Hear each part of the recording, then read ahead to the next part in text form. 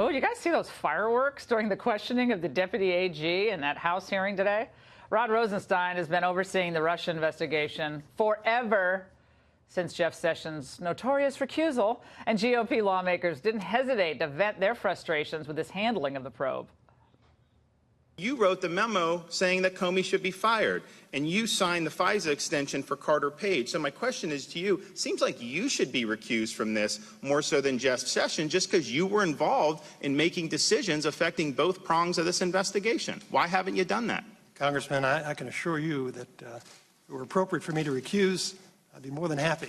If you have evidence of wrongdoing by any member of the Trump campaign, present it to the damn grand jury.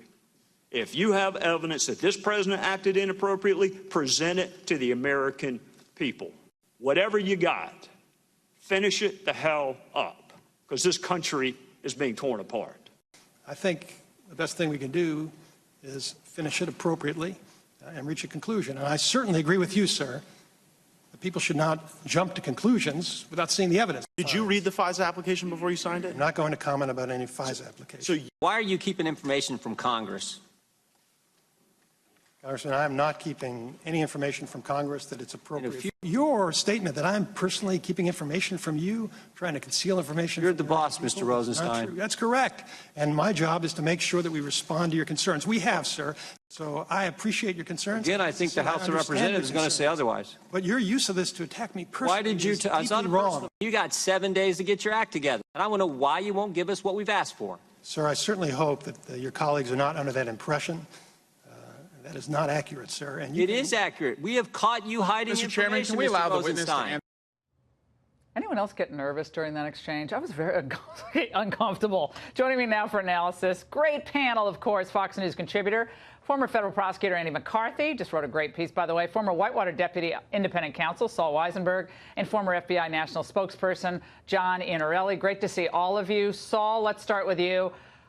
You were annoyed by Jim Jordan's questioning, which you found to be badgering. And I got to say, I was watching in my radio studio, and I kind of winced, because when you have to interrupt the witness, it makes your case not look that strong. Just let him answer the question, then have a quick follow-up. But I think he's worried about not having enough time. They have such limited amount of time that he probably got frustrated. But was that a fatal mistake on the part of Jordan?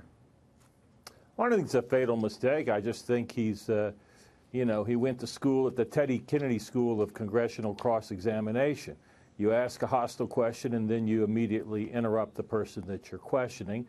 So my objection is not to the substance of what he asked. He's allowed to ask anything he wants. It is to the badgering. But the larger question here about this whole exercise of bashing Rosenstein is something that Andy has spoken to several times in his columns, Andy McCarthy, and spoke to it a couple of days ago. President Trump has the absolute authority to order Rod Rosenstein to turn over anything and everything to the Congress. And if he did it and Rosenstein didn't want to do it, he could resign, or if he refused to do it, the president could fire him. Why hasn't he done that? Let's ask Andy that. Andy, what's the delay? Why hasn't President Trump just said, turn the documents over? That's not prejudicing the case, or he doesn't look like he's defensive. Just, it's transparency. Why won't the president say to Rosenstein, enough of these continuing resolutions that they keep passing that are meaningless in Congress? If they pass a resolution, we're compelling you to release the document. They're not going to release the documents. That was clear today to me. So why won't the president demand that they be finally released? Get this thing on the road, show on the road. It's a great question, Laura, and I appreciate Sol bringing it up. The great irony, I thought, of the hearing was my friend Jim Jordan really laying into Rod Rosenstein, saying, you're the boss, these people work for you. And the elephant in the room is that Rosenstein works for Trump. And precisely the point you make is true. Trump can order this. So what we understand is that he's gotten advice. I don't think it's particularly good advice, that because he's been under investigation for obstruction, and because the critics of Trump have conflated in the public mind the Republican Congress's pursuit of what went on with the agents who conducted these investigations and Mueller's investigation, that if Trump acts to force disclosure and help Congress here, he's effectively obstructing justice. Now, I think that's nuts. I don't see a legal obstruction case. I get it. Yeah. But I think that's where they're at. That's what they're worried about. John, there were so many things in this hearing that were wild. One of them was when he was asked, Rosenstein was asked, what about this FISA warrant? And he wouldn't answer the question about whether he read it. And then he said, well, this, Strzok didn't brief me, and he went through the others. Moyers didn't brief me.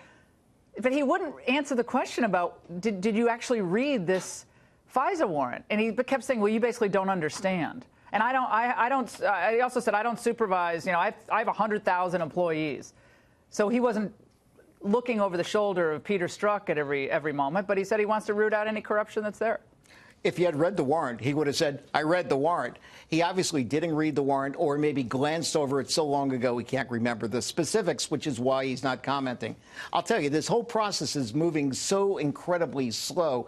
At this point, DOJ has to stop with the glacial performance and recognize the American people want to know what's going on. Speed it up already. Let's get the answers out there. And Trey Gowdy went just crazy on that. He's like, he decided, Sol, not to ask a question, but to take his time to make sure that he got quoted and the soundbite was used on most evening newscasts and cable and all over media, social media today. Get this thing wrapped up. What has taken so long?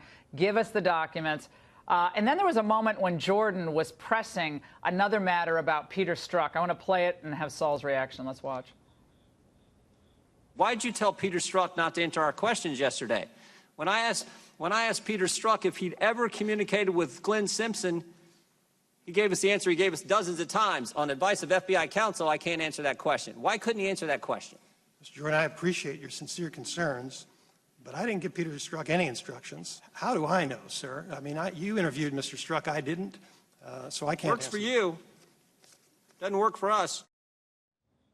So, I don't think Rosenstein came off well today at all. I thought he came off as very defensive, very flip, but he played the victim card. You're personally attacking me. You're mean to me in the media. Like, welcome to the big leagues, buddy. You're deputy AG. It's pretty hot right now. But he kept saying, well, there's all these people who work in the Department of Justice.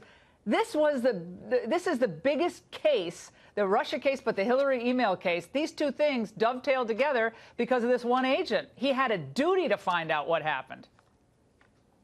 Well, keep in mind here, I think he did better than you think he did. But keep in mind two really important things. I'm glad you focused on this because Rosenstein made 2 points.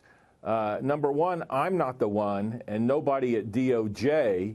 As opposed to FBI, which is in the DOJ, but nobody in Rosenstein's shop told Peter Strzok what to say or not to say. And also, he made it very clear he had nothing to do with the redactions, including this latest outrageous redaction that they didn't find out about until the Inspector General's report came out about the will stop him.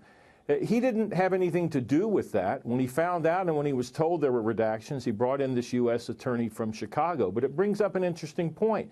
There appears that for many years, on and off, there's been a rogue element in FBI leadership that obstructs these kind of investigations. And obviously, it's outrageous that text message was not sent to the Congress. And the question is, what's going to be done about it? Because I think DOJ should do something about that. Yeah, Andy, are there any repercussions for what was done? I mean, redacting, don't worry, basically, I'll take care of it, meaning it's not going to be a problem. Trump's not going to be a problem. And that doesn't go to the Congress? Of course. And, this is the problem, I think, that Rosenstein has. I think, for example, I wondered if he had ever prepared a witness before, because a lot of times it seemed to me his answers were sensible, but the smirk on his face was really off-putting. But on this particular, he says that he strongly supports the disciplining of agents who've committed misconduct. He endorsed IG Horowitz's report. But, you got to put your money where your mouth is, and it's impossible to be credible and say at the same time, we're giving you all this cooperation, and when we find somebody who withholds stuff, we don't do anything to discipline them. Yeah, John, you know what I'm looking for some of these officials, why isn't he angry about this? Like, he seems it's all about him. Like, you're mean to me, you were mean to me in the press, and their personal attacks. If this happened at the FBI, which it did, you had these people burrowed into the system who hated Trump. They wanted to make sure that Hillary didn't ultimately get prosecuted, and they were going to make sure by hell or high water that Trump was going to have problems. Why isn't this guy Rosenstein angry? I don't know, because I'll tell you, in the FBI, I held a lot of leadership positions.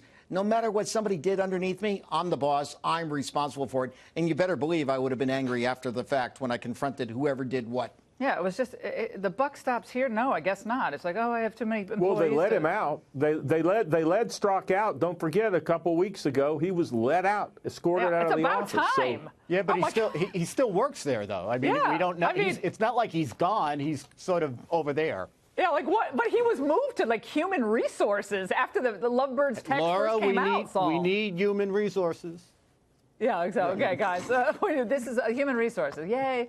All right, guys. Thanks so much.